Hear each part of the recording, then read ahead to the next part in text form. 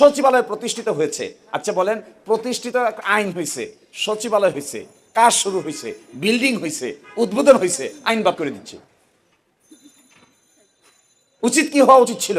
উচিত ছিল আমরা এই বিষয়টা আলোচনা করব, যতদিন আলোচনা না হয়েছে ততদিন পর্যন্ত স্ট্যাটাস কো থাকবে, যেভাবে আছে সেভাবে থাকবে। তাই তো হওয়া উচিত ছিল। কমন সেন্স কি বলে? কমন সেন্স বলে একটা বিষয় কর্মরত, ফাংশনাল, কাজ করছে, আদেশ দিচ্ছে, জারি হচ্ছে, আপনি এসে বলছেন একেবারে জিরোতে যাচ্ছেন, এজ ইফ এখানে স্টোনিং হয় নাই, কোনো সচিবালয় হয় নাই, কিছুই হয় নাই, সেখানে যাচ্ছেন। আপনার তো এটা বলার কথা না। আপনার যদি গুডউইল থাকে তাহলে কি বলবেন? Okay, we will review the policy, we will discuss it in the parliament, we will talk to the relevant authorities, in the meantime let it be maintain status quo. বলে জনগণ নাকি প্রশ্ন বুঝে নাই। দেখবেন পার্লামেন্টে বলে না বুঝে উত্তর দিয়ে দিছে। তো এটা কয়দিন ধরে আমি প্রায় বলতেছি, উল্টা প্রশ্ন করেন। আমরা যদি এখন বলি, আপনারা যদি বলেন যে এই যে 51% ভোট পেয়েছেন যারা, তারা যে আর্গুমেন্ট করছেন, তাদেরকেও জনগণ না বুঝে ভোট দিয়ে দিছে, তো কি হবে? কথাটার অর্থ কি হবে? এই 4টা প্রশ্ন জিজ্ঞাসা করা হয়েছে, এটা না বুঝে ভোট দিয়েছে, আর আপনাদের যে 31 দফা, এটা বুঝে ভোট দিয়েছে। নির্বাচনী ম্যানিফেস্টোটা তো আরো লম্বা মনে হয়। যতটুকু লম্বা, এটা তো পেশই করেছেন এমন এক সময় যেন মানুষ পড়তে না পারে, নির্বাচনের 1 সপ্তাহ আগে। তো কি দাঁড়ালো তাহলে? তা বোঝা যাচ্ছে এই আর্গুমেন্টগুলো খুবই দুর্বল, খুবই দুর্বল, এগুলোর পক্ষে কোনো যুক্তি থাকতে পারে না। সেকেন্ড ইস্যু দেখেন, আমার তুষার বলে গেছেন পার্লামেন্টকে সভারিন বানিয়ে আমার মনে হয় আরাম পাচ্ছে।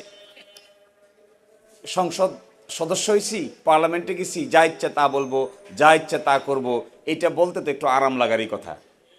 এই জন্য মনে করছে এটা সভারিন। কিন্তু আমার মনে হয় না আমার বন্ধুরা বাংলাদেশের বিচারিক ইতিহাসের জাজমেন্ট সম্পর্কে ওয়াকিবহাল। আমি আপনাদেরকে ষোড়শ সংশোধনী মামলার সুপ্রিম কোর্টের ফাইন্ডিংয়ের 2টা লাইন পড়ে শোনাই। Only the people are sovereign. Supreme court বলছে, আমাদের supreme court, only the people are sovereign, only the constitution is supreme, all other institutions are merely the institutions or agencies to fulfill the greatest purposes enunciated in the constitution. তাহলে supreme court বলছে only the people are sovereign। আমার ভাই তুষারের বাসায় sir বলছেন, sir বলছেন parliament is the সভারিন। Madam বলেন sir আইভর Jennings.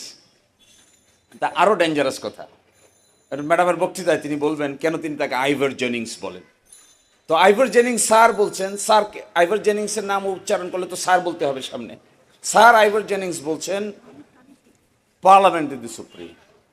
আমি ওনাকে শুধু একটা কোয়েশ্চেন করি আপনাদের থ্রোতে, মাই সিনিয়র ফ্রেন্ডকে, উনি উত্তর দিবেন পার্লামেন্ট দ্য সুপ্রিম, এইটার একটা রেফারেন্স বাংলাদেশ কেন সাবকন্টিনেন্টের ইতিহাসে একটা রেফারেন্সও দেখাইতে পারবেন না। তাহলে উনি যে বলেন সুপ্রিম, এটা কিসের ভিত্তিতে? এইটা ওনার সভারিন, পার্লামেন্টের সভারিন, এটা বলেন কিসের ভিত্তিতে? আমার ধারণা শরীরের গরমের ভিত্তিতে তিনি এই কথা বলছেন। আর গরমকাল তো এখন, পার্লামেন্টের ভিতরে এসি আছে, তাও সমস্যা হচ্ছে। এবং দেখেন আমাদের সুপ্রিম কোর্ট কি বলছে, under hour constitutional dispensation it is the constitution and not parliament which is supreme. Supreme is the constitution, sovereign are the people. Sovereignty concept lies only with the people, not even with the constitution. People are sovereign, constitution is supreme, are all other organs under the constitution, under the will of the people. এখন যখন গণভোট আয়োজনের প্রশ্ন আসছিল তখন খুব বিতর্ক হয়েছিল ঐক্যমত্য কমিশনে। আপনারা জানি অবাক হবেন, নিশ্চয়ই আপনারা জানেন এই গণভোটের প্রস্তাবকারী কিন্তু সরকারি দল। প্রশ্ন আসছিল যে গণভোট যে আমরা আয়োজন করব, আমাদের বর্তমান সংবিধানে তো গণভোটের বিধান নাই, কি করে আয়োজন হবে? সরকারি দল থেকে বলা হলো তখন যে গণভোট যে আয়োজন করা যাবে না এই মর্মেও তো সংবিধানে কিছু নাই, আয়োজন তো হয়েছে। তখন একটা এখন একটা, এইগুলো ক্যারেক্টারকে কি বলে? এগুলো আপনারা ঠিক করবেন, এই ক্যারেক্টারের নাম কি? এগুলো আমার মুখ দিয়ে বলা ঠিক হবে না। লাস্ট বলে দিচ্ছি আমি, বিচার বিভাগটাকে 12টা বাজাইতেছে। কিভাবে 12টা বাজাচ্ছে জানেন? সুপ্রিম কোর্ট একটা রায় দিছে, গত পরশুদিন এটা পাবলিশ হয়েছে। বলছে 3 মাসের ভিতরে সচিবালয় প্রতিষ্ঠা করো, আর বলছে সুপ্রিম কোর্টের নিয়ন্ত্রণ থাকবে সুপ্রিম কোর্টের উপরে, রাষ্ট্রপতির উপরে নয়। আগে ছিল রাষ্ট্রপতির উপরে, তাহলে তো গেল সুপ্রিম কোর্টের উপরে। সচিবালয় প্রতিষ্ঠার অর্ডিন্যান্স জারি হয়েছে 30শে নভেম্বর, সচিবালয় প্রতিষ্ঠিত হয়েছে 11ই ডিসেম্বর, এ রায় হয়েছে সেপ্টেম্বর, রায় প্রকাশ হচ্ছে পরশুদিন। যে সচিবালয় প্রতিষ্ঠিত হয়েছে একটা রায়ের আলোকে, যতক্ষণ রায় ঠিক আছে ততক্ষণ পর্যন্ত কি আপনারা পার্লামেন্টে বসে এইটাকে বাতিল করতে পারেন? বড় প্রশ্ন। আমি তো দেখছি there is a clear cut clash between the judiciary and the parliament, clear cut clash. এই ক্ল্যাশের জন্ম দিচ্ছে পার্লামেন্ট, এই ক্ল্যাশের জন্ম দিচ্ছেন বিখ্যাত আইনবিদরা, এই ক্ল্যাশের জন্ম দিচ্ছেন স্যার আইভর জেনিংসরা। তো যারা এই জেনিংসরা এই ক্ল্যাশের বর্ণনা দিচ্ছেন, এইটা অনিবার্য। এবং দেখেন কেন সংবিধান সুপ্রিম আর কেন জনগণ সভারিন, এই ব্যাখ্যা দিয়ে আমি শেষ করে দিচ্ছি। পার্লামেন্টে একটা আইন পাশ করবে, 65-এ তার বিধান আছে। কোনটা পাশ করবে? যেটা সংবিধানের সীমার মধ্যে সেটা পাশ করতে পারবে, সংবিধানের সীমার বাইরে পাশ করতে পারবে না। সংবিধানের সীমার ভিতরে বাইরে গিয়া সংবিধানও যদি সংশোধন করে এটাও টিকবে না। এটা বলেছে আমাদের 8ম সংশোধনী মামলা, সর্বশেষ মামলা হলো 16 সংশোধনী। আচ্ছা বলেন তো দেখি, কেয়ারটেকার গভর্নমেন্ট কি সংবিধান সংশোধন করে বাদ দেওয়া হয় নাই? বাদ দিছে তো। কেয়ারটেকার গভর্নমেন্ট সংবিধান সংশোধন করে বাদ দিলে সুপ্রিম কোর্ট আবার বাদটাকে বাদ করে দিল যে, তাহলে আপনার ক্ষমতা কই গেল? আপনি যে বলছেন পার্লামেন্ট সভারিন, তো পার্লামেন্ট সভারিনের কনসেপ্ট কই গেল?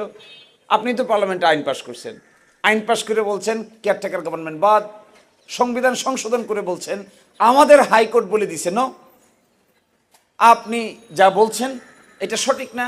সুতরাং কেয়ারটেকার গভর্নমেন্ট যে আপনি বাদ করেছেন, আমরা বাদটাকে বাদ করে দিলাম। কেন বাদটাকে বাদ করে দিলাম?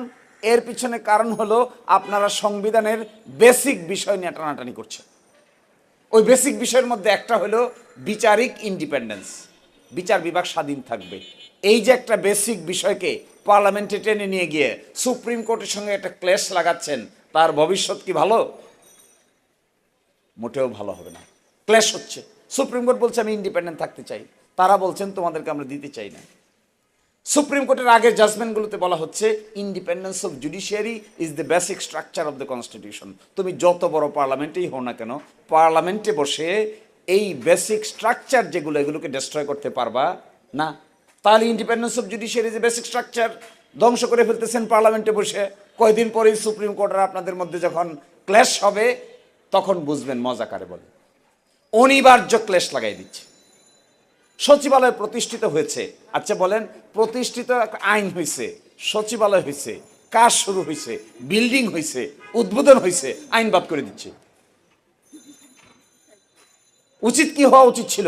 উচিত ছিল আমরা এই বিষয়টা আলোচনা করব, যতদিন আলোচনা না হয়েছে ততদিন পর্যন্ত স্ট্যাটাস কো থাকবে, যেভাবে আছে সেভাবে থাকবে।